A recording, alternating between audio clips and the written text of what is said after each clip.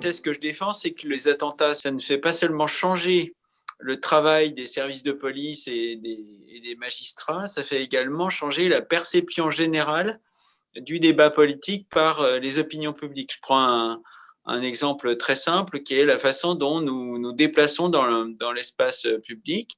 Depuis 20 ans, en fait, notre façon de nous comporter dans l'espace public a été transformée en raison des contrôles de sécurité, bien sûr, mais en raison également de la méfiance généralisée qui s'est instituée dans l'espace public.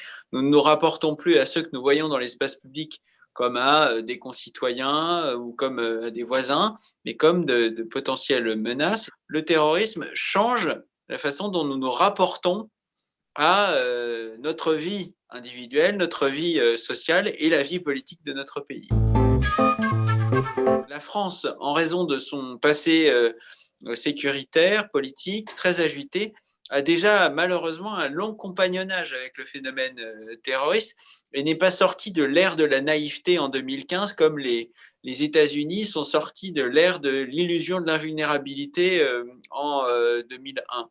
En revanche, la question de l'intégration de nos concitoyens musulmans dans la communauté nationale a été portée sur le devant de la scène de nouveau en 2015, attentat de Charlie, attentat du Bataclan, attentat de la République, alors que ça n'est pas du tout une problématique qui a surgi au moment des attentats de 2001. Quelques heures après l'assassinat de Samuel Paty, la communauté nationale s'est indignée, a protesté, a commencé à reprendre les réflexes politiques qu'elle avait contractés dans les années 2015. Étant donné que la menace terroriste est une menace qui est endémique, surtout en Europe, je pense qu'il y a une habituation des sociétés civiles à ce phénomène et il y a peu à peu, non pas du tout une résignation, hein, mais en tout cas l'idée qui s'instille que nous allons vivre durablement avec ce risque-là. Hein.